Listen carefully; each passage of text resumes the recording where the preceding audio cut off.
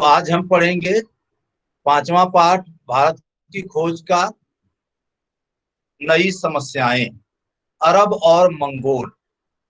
ये उस समय की बात है जब हमारे देश पर, जब इसमें ढेर सारे राजा थे और छोटे छोटे राज्यों में हमारा देश बटा हुआ था।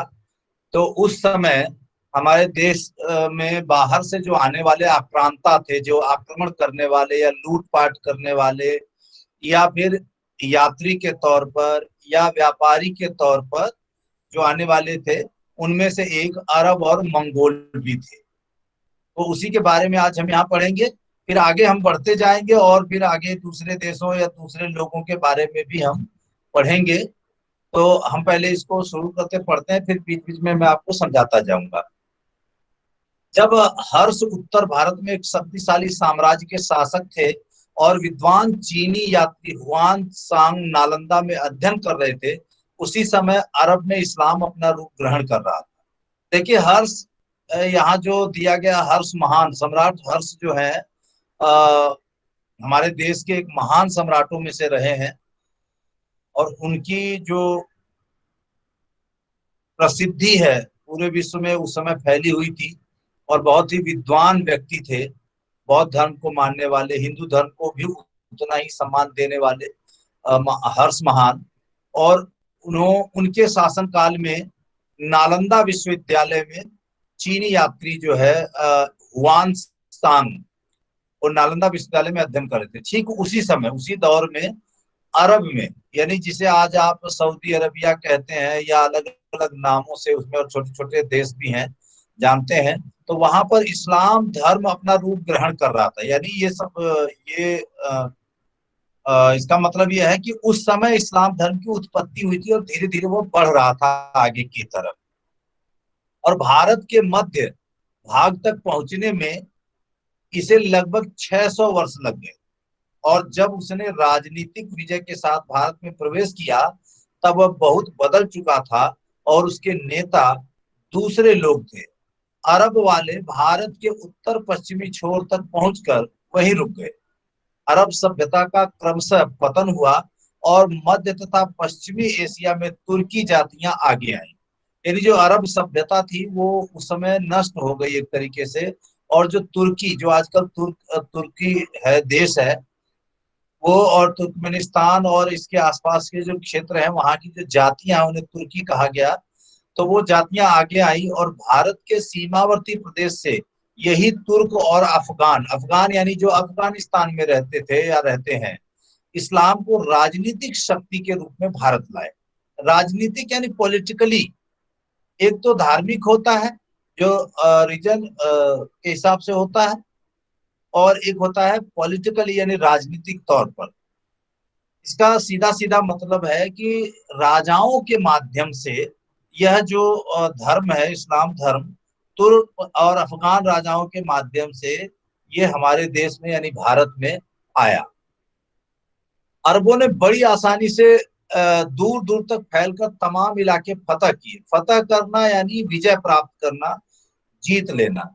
पर भारत में तब भी और बाद में भी सिंध से आगे नहीं बढ़े। सिंध यानी सिंधु नदी के किनारे का जो हिस्सा है, वहां उससे आगे कभी नहीं बढ़ पाए। यानी सिंधु नदी से आगे इधर इस पार करके नहीं आ पाए हो। शायद भारत तब भी आक्रमणकारियों को रोकने के लिए काफी मजबूत था। किसी हद तक इसका कारण अरबों के आंतरिक झगड़े भी हो सकते हैं। आंतरिक यानी भीतरी झगड़े। सिंध बगदाद की केंद्रीय सत्ता से अलग होकर एक छोटा सा स्वतंत्र राज्य हो गया। यानी बगदाद की जो सत्ता थी, और बगदाद कहाँ है आपको पता है? गर्व बताएं, बगदाद कहाँ है? पता नहीं। बगदाद कहाँ है? पाकिस्तान। है ईरान। ईरान। बगदाद ईरान के क्या है? नेता। कैपिटल। नेता? बगदाद नेता है? Sir capital. कैपिटल है। ईरान की है कि इराक की है? ध्यान से देखो, ध्यान से याद करो। इराक की राजधानी बेटा, इराक की। ईरान का नहीं, इराक की राजधानी है। ठीक है, बगदाद जो है इराक की राजधानी है। तो ये सब उस समय अरब प्रांत में आते थे। और सिंधु नदी के आसपास का जो हिस्सा है सिंध उसे कहा गया है। कुछ हिस्सा आजकल पाकिस्तान में, कुछ भारत में है। तो सिंध से आगे नहीं बढ़े, कि उसके पीछे यही था कि अरबों के जो आंतरिक झगड़े हैं, यानी उनके आपसी झगड़े जो हैं, उसकी वजह से शायद वो आगे नहीं बढ़ पाए, वो आपस में ही लड़ते रहे। इसलिए यह बात यहाँ पर कही गई है, आंतरिक झगड़े। जब आपस में ही लड़ने लग जाते हैं तो उसे आंतरिक झगड़ा कहते हैं। और सिंध बगदाद की केंद्रीय सत्ता से अलग हो गया, क्योंकि उस समय बगदाद को ही, इराक की जो आजकल राजधानी है, पूरे मुस्लिमों का एक प्रमुख सेंटर था बगदाद। इसलिए सारा जितने भी मुस्लिम देश थे उस समय कहीं न कहीं बगदाद के अधीन थे, या यूं कहें कि बगदाद से जो बात आती थी उसी को वो मानते थे। तो इसलिए यहाँ बगदाद की बात की गई है। तो सिंध बगदाद की केंद्रीय सत्ता से अलग हो गया। और इस प्रकार कहने का तात्पर्य वो वहां के आदेशों का पालन नहीं कर रहा था, एक छोटा सा अलग राज्य या अलग देश के रूप में वह हो गया, यहाँ राज्य कहा गया है। हालांकि आक्रमण नहीं हुआ, पर भारत और अरब के बीच संपर्क बढ़ने लगा। आक्रमण तो नहीं हुए, पर धीरे धीरे अरबों और भारतीयों के बीच में संबंध बढ़ने लग गए। और ये संबंध उस जमाने में कैसे होते थे, पता है आपको? उसी, आप बताएं कि उस समय संबंध कैसे बनते थे एक देश से दूसरे देश के बीच में। इससे सर पहले मैं बताऊं? हाँ बताइए। सर कोई एक इधर का इंसान उधर जाने लगे, वहाँ का व्यापार इधर भारत में होने लगा, जो भारत में चीजें बनती थी वो अरब में जाने लगी।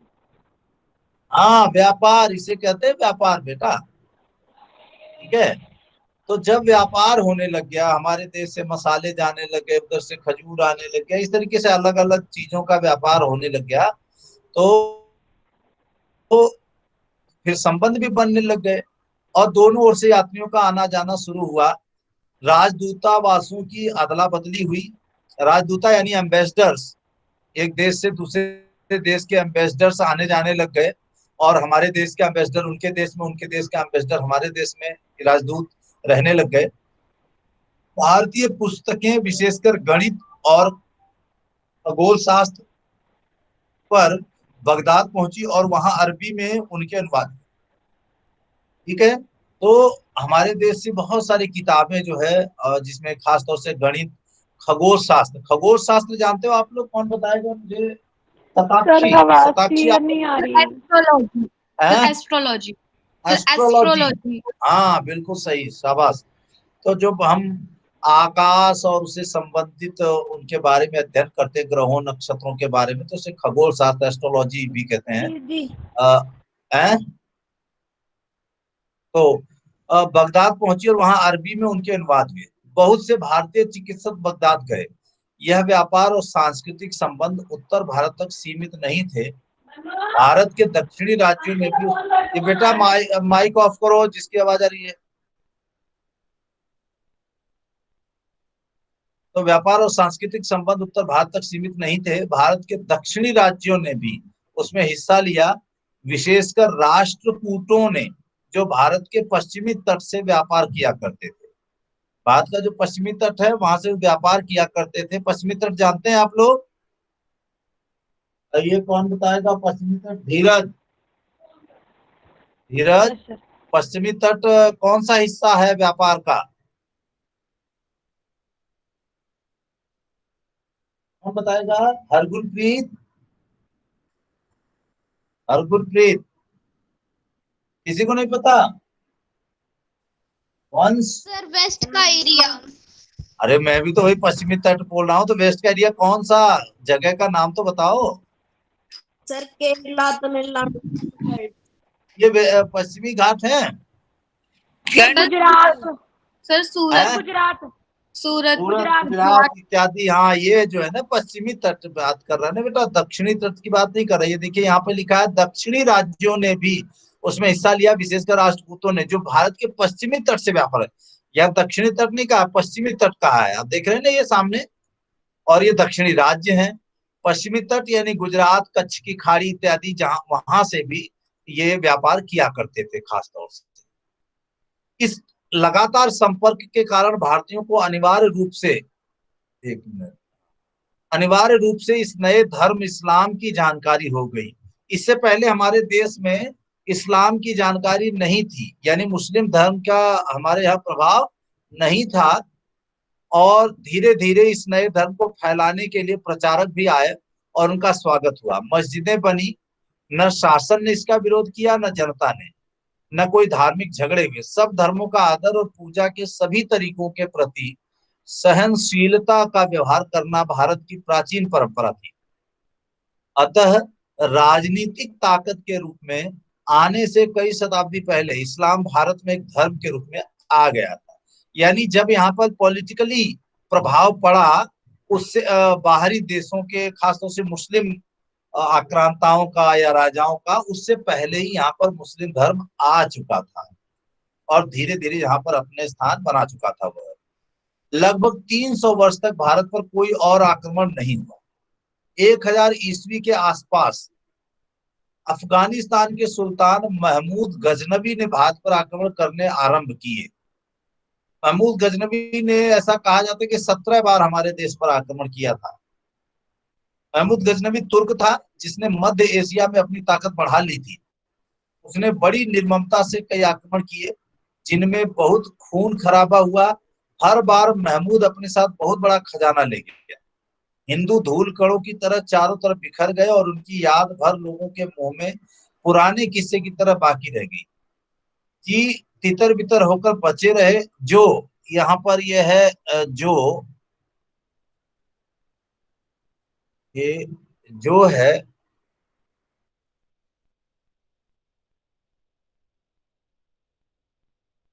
तो तितर बितर होकर बचे रहे, उनके मन में सभी मुसलमानों के प्रति गहरी नफरत पैदा हो गई। तितर बितर यानी जो बंट गए, इधर उधर हो गए, और ज्यादातर को उसने मार दिया।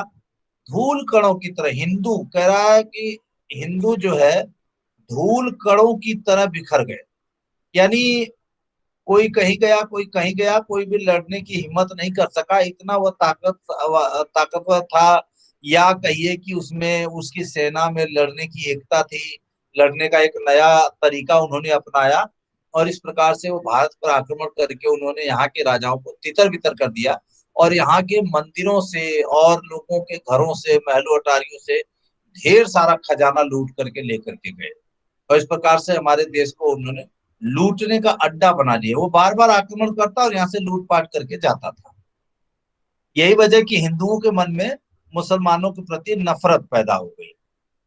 अनुमान लगाया जाता कि महमूद ने कितनी तबाही की, इस पर महमूद ने उत्तरी भारत के सिर्फ एक टुकड़े को छुआ और लूटा था जो उसके धावे के रास्ते में पड़ा था। पूरा मध्य पूर्व और दक्षिणी भारत उससे पूरी तरह बच गया।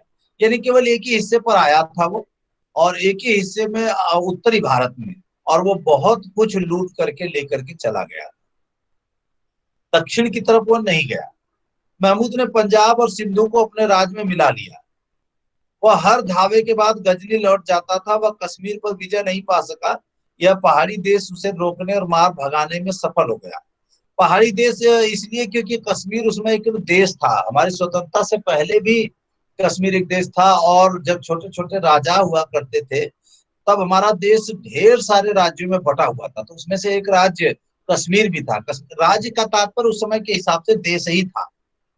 जिसे राज्य इसमें कहा जा रहा है वो एक देश के तौर पर उस समय जाने जाते थे। यानी एक राजा फिर दूसरे राज्य में जाता था तो वो देश वाले संबंध होते थे उनके। वह, और जितनी बार वो आक्रमण करता वह यहाँ से बहुत कुछ लूट के ले जाता और रास्ते में पड़ने वाले राज्यों को अपने राज्य में मिला लेता था। क्योंकि कश्मीर एक पहाड़ी राज्य था इसलिए वो उसको अपने उसमें नहीं मिला सका, उसको जीत नहीं पाया। काठियावाड़ में सोमनाथ से लौटते हुए राजस्थान के रेगिस्तानी इलाकों में भी उसे भारी हार खानी पड़ी। इस आखिरी धावे के बाद वह फिर नहीं लौटा। यानी कश्मीर के बाद वह फिर काठियावाड़ से लौटते समय सोमनाथ को लूट करके जब राजस्थान से होते हुए निकल रहा था तो यहाँ उसे हार खानी पड़ी। यानी वो हार गया, जीत नहीं पाया। और इस प्रकार से वो भाग गया, लेकिन उसके बाद लौट करके नहीं आया। महमूद गजनवी की मृत्यु 1030 ईस्वी में हुई। उसकी मृत्यु के बाद 160 वर्षों से अधिक समय तक न तो कोई भारत पर आक्रमण हुआ और न ही पंजाब के आगे तुर्की शासन का विस्तार हुआ। यानी जो तुर्की शासन था वो पंजाब तक ही रहा, उसके आगे नहीं बढ़ा। इसके बाद शाहबुद्दीन गौरी नाम के एक, जिसे मोहम्मद गौरी भी कहा जाता है, शाहबुद्दीन गौरी नाम के एक अफगान ने गजनी पर कब्जा कर लिया। गजनी यानी महमूद गजनवी का जो राज्य था उस पर उसने कब्जा कर लिया और गजनवी साम्राज्य का अंत हो गया। उसने पहले लाहौर पर धावा किया और फिर दिल्ली पर। लाहौर जो आजकल पाकिस्तान में है, और उसके बाद उसने दिल्ली पर, और दिल्ली के राजा पृथ्वीराज चौहान ने उसे पूरी तरह पराजित कर दिया। शाहबुद्दीन अफगानिस्तान लौट गया और अगले साल एक और फौज लेकर लौटा। इस बार उसकी जीत हुई और 1192 ईस्वी में वो दिल्ली के तख्त पर बैठा और वो सीधे गजनी के शासन को उसके अंडर में था ही, उसके अधीन था ही, लेकिन वो सीधे आकर के दिल्ली के तख्त पर बैठ गया और इसने यहाँ के जो बलशाली राजा के तौर पर जिनको जाना जाता है पृथ्वीराज चौहान को, उनको हरा दिया। दिल्ली फतह करने का मतलब यह नहीं था कि बाकी भारत भी फतह हो गया। दक्षिण में चोल शासक अभी तक बहुत शक्तिशाली थे और उनके अलावा दूसरे स्वतंत्र राज्य भी थे। अफगानों को दक्षिण भारत के बड़े हिस्से तक अपने शासन का विस्तार करने में 1.5 शताब्दी और लगी, लेकिन इस नई व्यवस्था में दिल्ली का स्थान महत्वपूर्ण भी था और प्रतीकात्मक भी। भारत का महमूद गजनवी के आक्रमण का परिणाम यह हुआ भारत पर कि कुछ समय के लिए पंजाब बाकी भारत से अलग हो गया और 12वीं शताब्दी के अंत में आने वाले अफगानों की बात कुछ और थी। वे हिंद आर्य जाति के लोग थे और भारत की जनता से उनका निकट संबंध था। लंबे समय तक अफगानिस्तान भारत का हिस्सा होकर रहा और ऐसा होना उसकी नियति थी। यानी बहुत लंबे समय तक जो अफगान है वो भारत का हिस्सा रहा। जैसा कि हम सभी जानते हैं, स्वतंत्रता से पहले भी अफगानिस्तान तक हमारे देश का राज्य हुआ करता था, चाहे सम्राट अशोक का शासनकाल हो या फिर जब महमूद गजनवी यहाँ का राजा बन गया दिल्ली का, तो उसके वजह से भी अफगानिस्तान भारत का हिस्सा हो गया। तो आशा है आप लोगों को समझ में आ रहा होगा। Yes sir. समझ में आ रही बात आप लोगों को? Yes sir. Yes sir. ठीक है, चलिए और पढ़ते हैं आगे, फिर इसके बारे में और समझेंगे। देखिए 14वीं शताब्दी जानते हैं आप लोग किसे कहते हैं? कौन बताएगा? 14वीं सर शताब्दी। 1301 से लेके 1399 तक। अरे वाह, क्या बात है, बहुत सही। 1301 से लेकर के 1399 तक, तो ये जो समय है जिसे आप 1914 कह सकते हैं, जब शुरुआत होता है 1301 के बाद से ही वो 14वीं शताब्दी शुरू हो जाती है। ठीक है, और जैसे ही 99 के बाद 100 आता है तो वह 1400 ईस्वी हो जाता है, तो 14वीं शताब्दी। ठीक है, तो 14वीं शताब्दी के अंत में तुर्क मंगोल तैमूर ने उत्तर की ओर से आकर दिल्ली की सल्तनत को ध्वस्त कर दिया। वह कुछ ही महीने भारत में रहा, वह दिल्ली आया और लौट गया, पर जिस रास्ते से वह आया उसी खोपड़ियों के मीनारों से वह रास्ते को सजाता चला गया। यानी तैमूर लंग जिसे कहते हैं, वह भी तुर्क था, तुर्क मंगोल था। वह जब आया तो दिल्ली तक उसने आक्रमण किया और सबको हराते हुए वापस गया, लेकिन इतनी मारकाट की कि यहाँ पर देखिए खोपड़ियों की मीनारों का यहाँ जिक्र किया गया है। यानी इतने लोगों को उसने मार दिया कि बस चारों तरफ खोपड़ियां ही खोपड़ियां पड़ी रह गई, यानी मरे हुए लोग पड़े रह गए, मुर्दे पड़े रह गए। और ये कहते हैं दिल्ली खुद मुर्दों का शहर बन गई, यानी इतने लोगों को मारा उसने। सौभाग्य से वह बहुत आगे नहीं बढ़ा और पंजाब के कुछ हिस्सों और दिल्ली को ही भयानक विपत्ति झेलनी पड़ी। सोचिए अगर देश के बाकी हिस्सों में जाता तो वह क्या करता। दिल्ली को मौत की नींद, एक वो है हाँ, यहाँ भी एक जगह है दिल्ली को, यहाँ पर भी को होना चाहिए।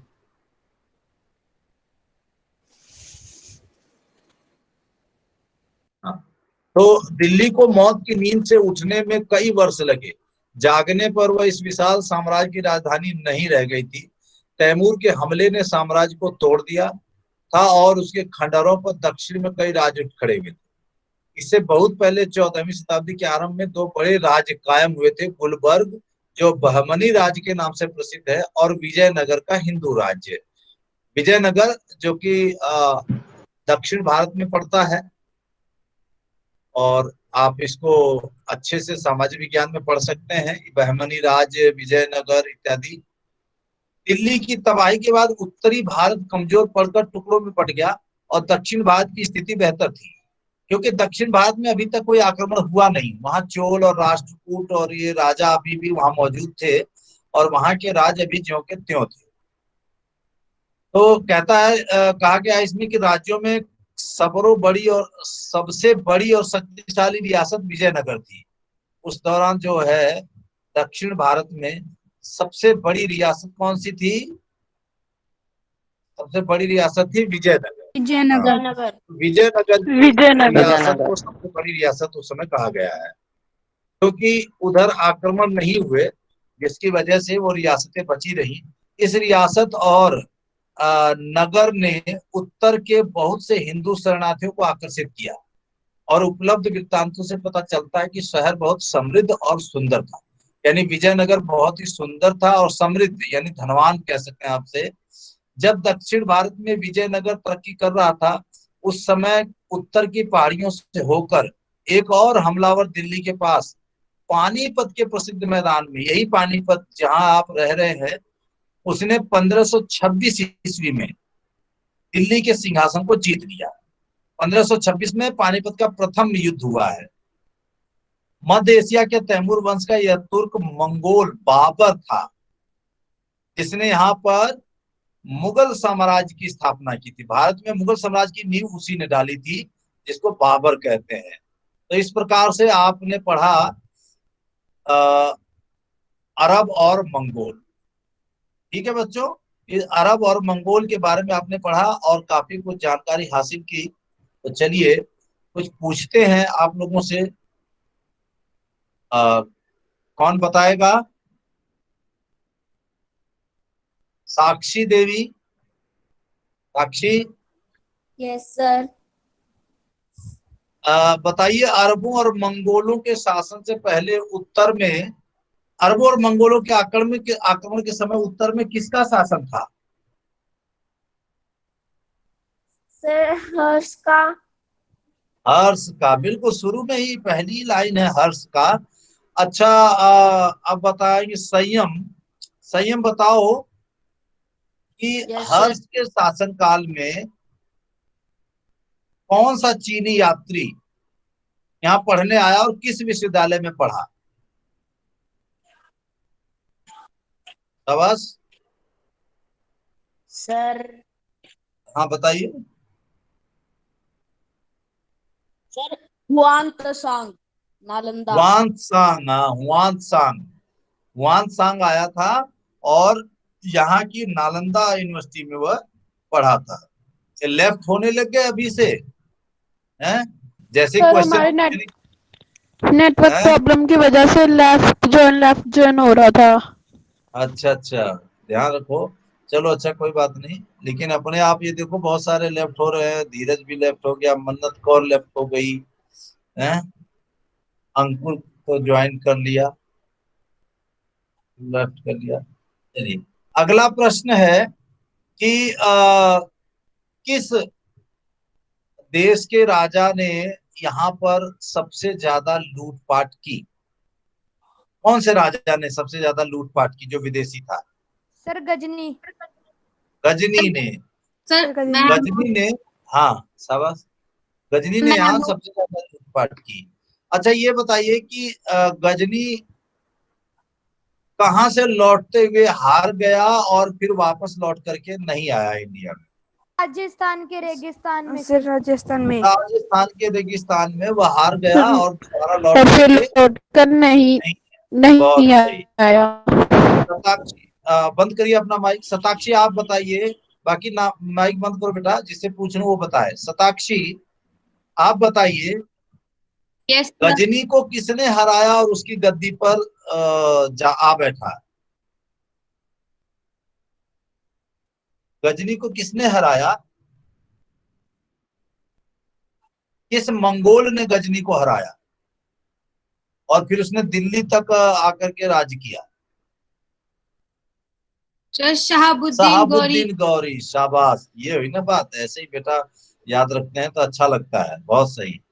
अच्छा, आप बताइए कि दक्षिण में, ये मैं पूछना चाहूंगा, अनुराधा। अनुराधा, हाँ अनुराधा, अनुराधा बताओ। अनुराधा कोई जवाब नहीं देती है। सर मैं अभी आई थी, मेरे को नहीं पता। हाँ, क्यों अभी तो सवेरे शुरू से ही ज्वाइन कर रखा है तुमने तो। आप बताओ, दक्षिण में किस आक्रांता ने आक्रमण किया? सबसे आसान सवाल है। दक्षिण में किस आक्रांता ने आक्रमण किया था? चलो अंचल आप बताओ। अंचल धीमान आप बताओ। कौन शहाबुद्दीन। बताएगा? ना, जय किशन। जय कृष्ण कौन है भाई? बताओ। Yes sir. हाँ बताइए जरा आप। दक्षिण में किस आक्रांता है? बोलो। क्या सर, दोबारा बोलना। हमारी माइक, किसकी माइक गड़बड़ है भाई? बंद करो। जय किशन अपनी माइक बंद करो। हमारी माइक की गड़बड़ लग रही है। मोनिशा मांडी आप बताइए, दक्षिण भारत में किस आक्रांता ने आक्रमण किया? सर महमूद ने। हाँ? अरे बेटा, किसी ने नहीं आक्रमण किया। अभी तो पूरा पढ़ा आपने ना। किसी भी आक्रांता ने दक्षिण पर आक्रमण नहीं किया था। सर ठीक दक्षिण है। बचा रहा था, बच हाँ, गया था। दक्षिण बच रहा था ना बेटा, वहां कोई आक्रमण नहीं हुआ था। चलो ठीक है, आज इतना ही। और फिर इसका प्रश्नोत्तर आपको दे दिया जाएगा आपके गूगल क्लास वर्क पर। वहां से आप इसको देख लेना और इसकी वीडियो भी मिल जाएगी। ठीक है। तो जिन लोगों ने इसको नहीं देखा है, या जो लोग बीच में जिनके माइक में गड़बड़ी हुई या